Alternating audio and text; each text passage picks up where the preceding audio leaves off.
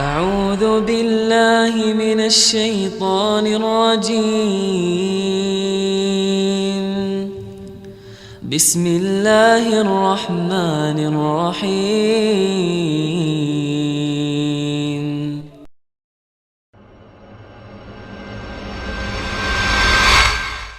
Secara teori, semua kita yang beragama Islam mengetahui bahwa syaitan adalah musuh kita.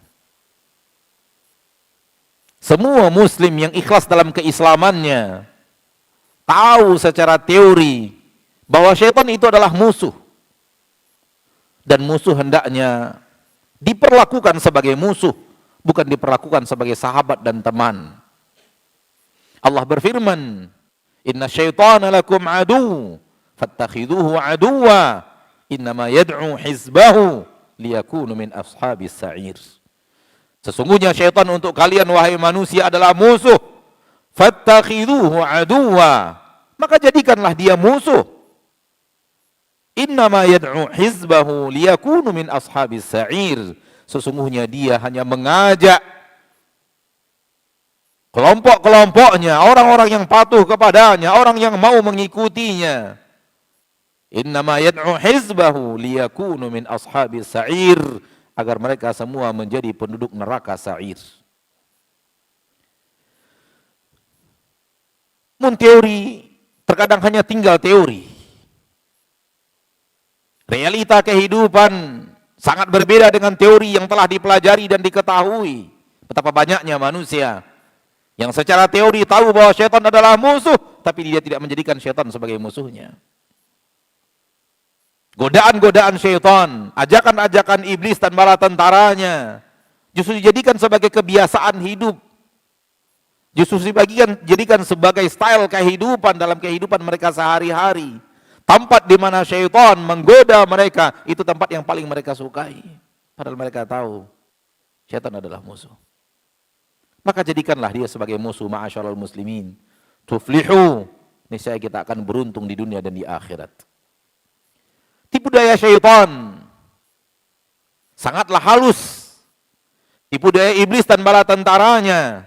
Sekiranya Allah tidak turunkan kepada kita Al-Quran, sekiranya Allah tidak utus kepada kita Nabi Muhammad SAW, kita nyaris tidak akan tahu bahwa itu adalah tipu daya iblis dan bala tentaranya.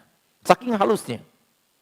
Akan tetapi Allah Ar-Rahman, yang maha pengasih lagi maha penyayang, menyayangi kita lebih daripada kasih sayang ibu kita kepada kita, ayah kita kepada kita, telah menurunkan kepada kita panduan, yaitu Al-Quran, yang telah mengirim kepada kita bimbing kehidupan, yaitu para nabi dan para rasul. Dari mereka, dari kitab Al-Quran, kita mengetahui bahwa ini adalah bisikan iblis, ini adalah jalan syaitan, ini adalah jebakan syaitan yang harus kita hindari. Tanpa Al-Quran itu dan tanpa Rasul tersebut, secara naluri manusiawi, sepintar apapun dia, secerdas apapun dia, sebanyak apapun pengalaman hidupnya, tidak akan bisa mengetahui bahwa itu adalah tipu daya iblis laknatullahi alaihi. Diturunkan saja Al-Quran, diutus saja Nabi Muhammad SAW, masih banyak manusia yang tidak tahu bahwa itu adalah tipu daya iblis laknatullahi alaihi, saking halusnya. Di antara tipu daya iblis yang sangat halus, yang ia masukkan ke dalam hati dan sanubari manusia, yang kalau manusia terjebak di dalam tipu daya itu, iblis akan bermain kepadanya dengan permainan yang sangat mudah. Di antaranya adalah memberikan kepada manusia rasa di dalam hatinya, memberikan kepada manusia perasaan di dalam jiwanya, bahwa usianya di permukaan bumi ini masih panjang. Usianya di permukaan bumi ini masih lama. Dia akan masih hidup dalam kurun waktu yang sangat panjang. Ma'asyiral muslimin, ini tipu daya iblis laknatullahi alaihi fajtanibu, jauhi. Rasa di dalam hati, rasa di dalam diri, rasa di dalam pemahaman kita bahwa usia kita masih lama, kematian masih lama. Rasa di dalam hati kita bahwa usia kita masih panjang. Ini tipu daya iblis laknatullahi alaihi. Ini jebakan pertama iblis laknatullahi alaihi. Kalau kita terkena jebakan ini dan masuk di dalam perangkap ini, iblis dengan mudah menyeret kita kepada perangkap-perangkap yang lainnya. Oleh karena itu Allah tabaraka wa ta'ala menyuruh kita berhati-hati terhadap perangkap iblis dan tipu daya iblis dan langkah-langkah iblis. Betapa banyaknya manusia yang hidup sekarang ini merasa perasaan seperti yang saya katakan. Seperti yang khatib sampaikan. Dia merasa hidupnya masih lama. Dia merasa usianya masih panjang. Dia akan masih hidup sekian puluh tahun yang akan datang. Terutama pada generasi muda. Siapa yang mengatakan panjang? Dari mana takaran panjang itu? Tidakkah kita membaca Al-Quran? Tidakkah kita membaca hadis Nabi Sallallahu Alaihi Wasallam? Apakah di dalam Al-Quran, di dalam hadis Nabi terdapat keterangan seperti yang kita rasakan? Apakah di dalam Al-Quran Allah mengatakan usiamu wahai manusia di permukaan ini masih panjang? Atau sebaliknya? Apakah di dalam hadis Nabi Sallallahu Alaihi Wasallam kita mendapatkan Rasulullah SAW menyatakan pernyataan itu agar kita melakukan persiapan dalam usia kita di permukaan bumi karena usia kita masih sangat panjang, atau sebaliknya? Yang ada adalah sebaliknya. Ayat-ayat Al-Quran, di dalam beberapa ayat di dalam Al-Quran, tidak satu dan dua ayat di dalam Al-Quran, Allah menyatakan alangkah singkatnya usia kita di permukaan bumi. Hal yang sama di dalam hadis-hadis Nabi kita tercinta, salawatu rabbi wa salamu alaihi. Tak ada satu ayat pun berbicara seperti perasaan tadi.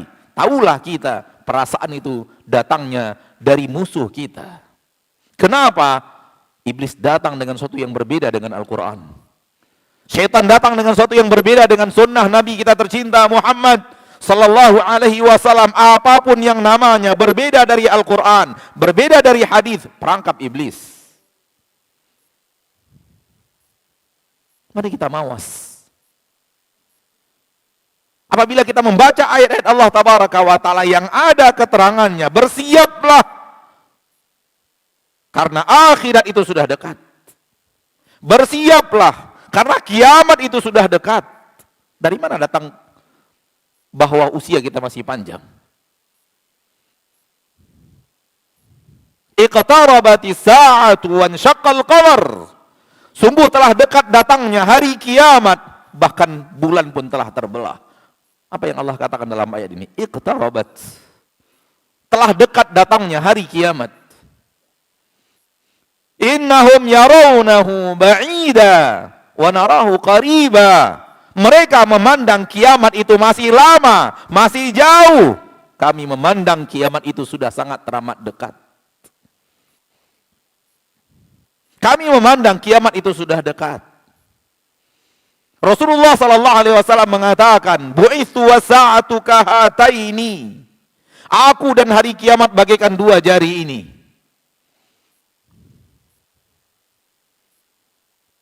Ma'asyiral muslimin. Ketika Allah menyampaikan ayat-ayat yang seperti ini, tidakkah bertentangan dengan perasaan yang tadi?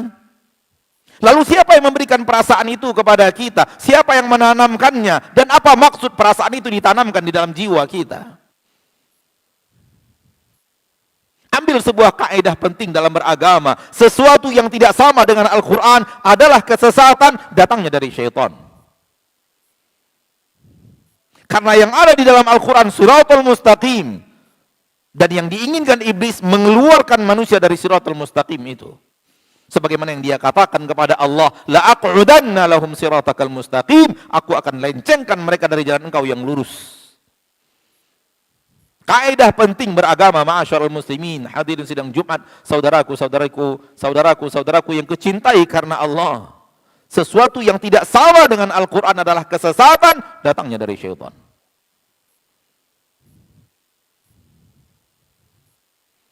Ketika Allah mengatakan bahwa kiamat sudah dekat, mereka memandangnya lama, masih lama, kami memandangnya sudah sangat dekat. Ini 1400 tahun lebih yang lalu. Ayat ini turun lebih daripada 1400 tahun yang lalu. Lalu bagaimana dengan yang sekarang? Lebih daripada 1400 tahun yang lalu Allah mengatakan kiamat sudah dekat. Dari ketika Allah mengatakan kiamat sudah dekat, sudah berlalu 1400 tahun lebih. Lalu sedekat apakah kita dengan kiamat dalam perhitungan ilahi? Sedekat apakah kita dengan kiamat dalam perhitungan syar'i? Itu pasti lebih dekat daripada saat di mana Allah turunkan ayat ini mengingatkan kita bahwa kiamat sudah sangat dekat.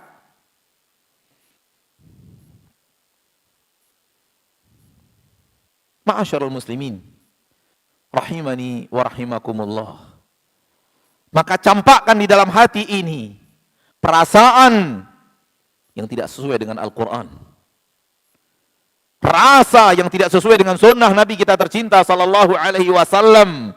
Ketahuilah di situ ada tipu daya iblis. Kalau bersarang di dalam hati, iblis punya tempat, bala tentaranya punya tempat untuk menggoda kita kepada langkah-langkah berikutnya. Silahkan saksikan apa yang dilakukan oleh manusia yang merasa usianya masih panjang. Dia akan lalai dengan dunianya. Dia tidak akan bersiap untuk akhiratnya. Dia tidak akan melakukan persiapan untuk kematian. Dia masih akan mengejar cita-cita yang dia gantungkan setinggi langit. Dia akan terus mengejar dan mengejar dan mengejar. Lalu kapan untuk akhiratnya? Berbeda dengan orang yang merasakan kiamat sudah dekat. Dia akan melakukan persiapan untuk kiamat itu. Berbeda dengan seorang hamba yang merasakan akhirat sudah di depan mata. Dia akan melakukan persiapan dan hidupnya untuk bersiap di permukaan bumi ini menuju waktu yang sudah sangat teramat dekat yang Allah katakan di dalam Al-Quran. Dengan itu dia selamat sebagaimana yang pertama sebelumnya hancur dan binasa. Itulah yang Allah inginkan dan itulah yang syaitan inginkan dari manusia. Fa'tabiru ya ulil absar la'allakum turhamun. Ma'asyarul muslimin, saudaraku hadirin sidang Jumat, rahimani wa rahimakumullah. Kalau tadi di khutbah yang pertama, khatib telah membawakan ayat, telah membawakan hadis tentang dekatnya hari kiamat. Ketahuilah bahwa kematian lebih dekat daripada itu.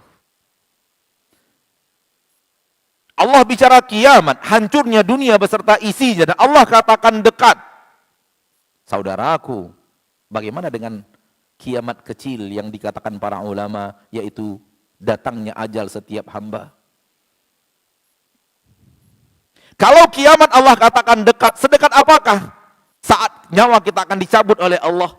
Sedekat apakah kematian itu dengan kita? Entah berapa tahun lagi kita tidak tahu, Allah sudah katakan dekat. Maka ini menunjukkan bahwa kematian jauh lebih dekat daripada itu.